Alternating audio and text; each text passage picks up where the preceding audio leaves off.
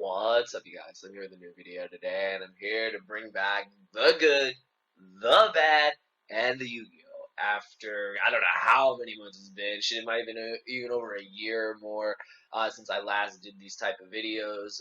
You guys really enjoyed it. It was probably one of the most successful segments here on this channel, and I'm glad to finally bring it back. I know that it's really late to really be talking about these decks, but I figure we might as well put, the decks are still relevant. The decks haven't been outright banned yet. We might as well start somewhere, and I wanted to start with Kozmos. The good, the bad, and the Yu-Gi-Oh! On Kozmos. Kozmos has been around for a while. I know a lot of people love the deck. A lot of people hate the deck. I personally am not a fan of the deck. It is not a deck I will play. It's been a very hard deck to play against before I actually switched to Monarchs.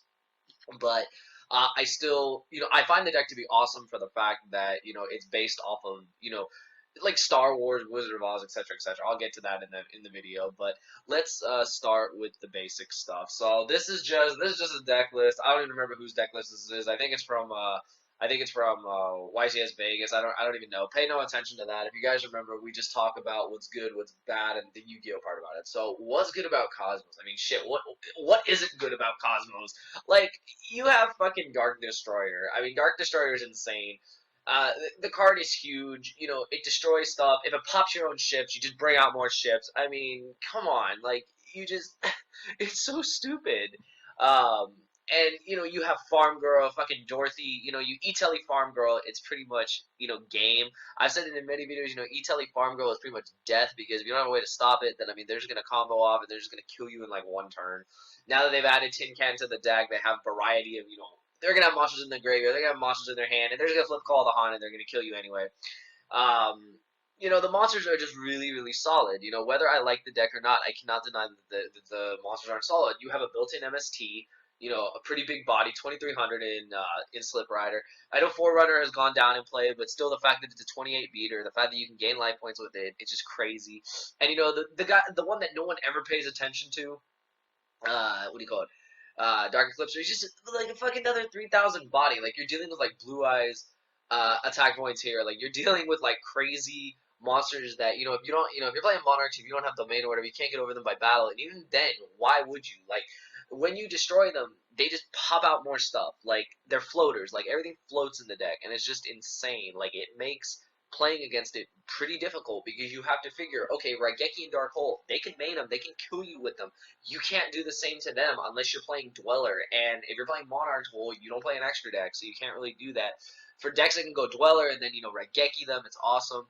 But outside of that, like, I mean, the deck is just very, very solid. The deck can win very fast. They have a field card that lets you just, say, let you kind of do a mulligan. It's like, oh, well, this hand sucks with Cosmo Monster. Let me put him back, let me try again.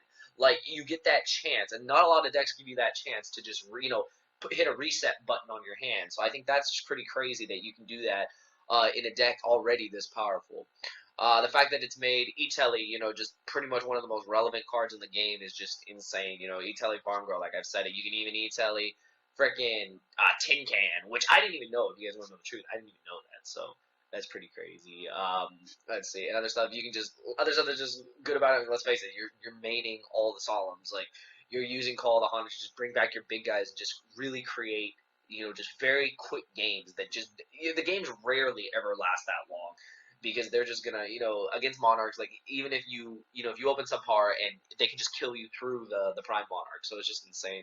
And the last thing to touch about what's so good about it is Cosmojo. This card is amazing. Like, read it. You target one Cosmo monster, you destroy it, and if you do, banish one of the cards your opponent controls, or in their graveyard, so they can hit your field or your graveyard. Like, what the fuck? Like, that's just insane.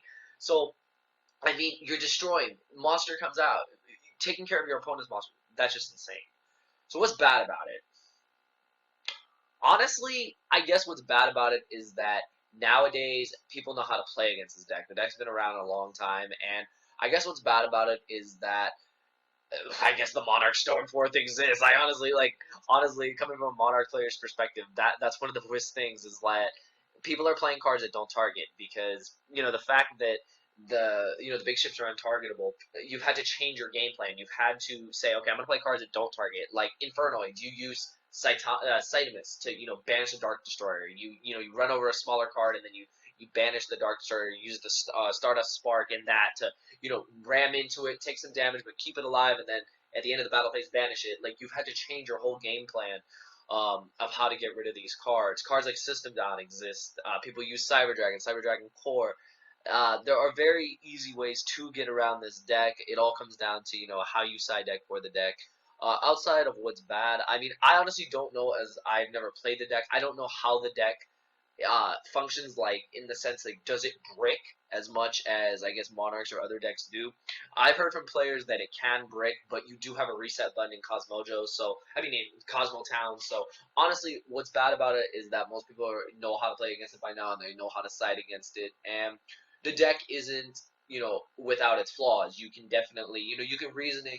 The opponent knows what to call. You always call 8, and that could be the end of your turn sometimes. Sometimes you just don't open monsters, and you're just setting a bunch of stuff, and they can play around your strikes and whatnot, and then they can end up killing you. So as far as what's bad about it, just basic stuff that can happen to pretty much any deck is that it's very easy to side deck against this deck. You know what to side deck against this deck. Prevent yourself from being killed. Contact into a Chimera attack, or system down all their guys, and it's pretty much GG. So that's what's bad about it. And what did you get about it? You guys saw this one coming. Dun, dun, dun, dun, dun, dun, dun, dun, in the Wonderful Wizard of Oz.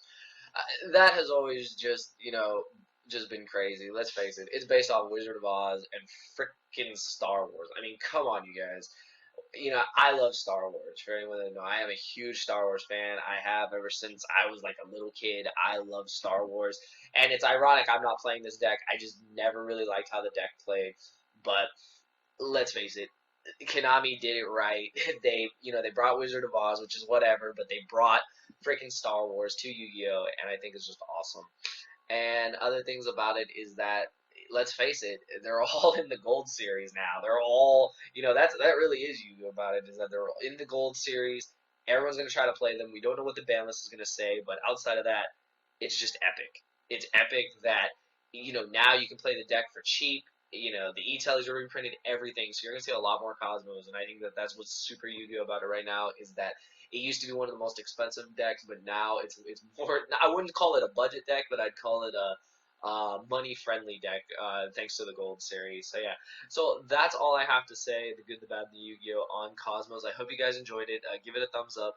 Please comment below with any other decks you would like me to cover here on the good, the bad, the Yu-Gi-Oh. Obviously, I will be bringing Monarchs. I will be bringing Performer Pals, Pendulums, Pepe, whatever the hell you want to call it, PP. And excuse me, any other decks you would like to see, I'll definitely have here on this series. So it's good to bring the series back. I hope you guys enjoyed it. The more thumbs up, the better. And I'll see you guys in the next video. Thank you for watching.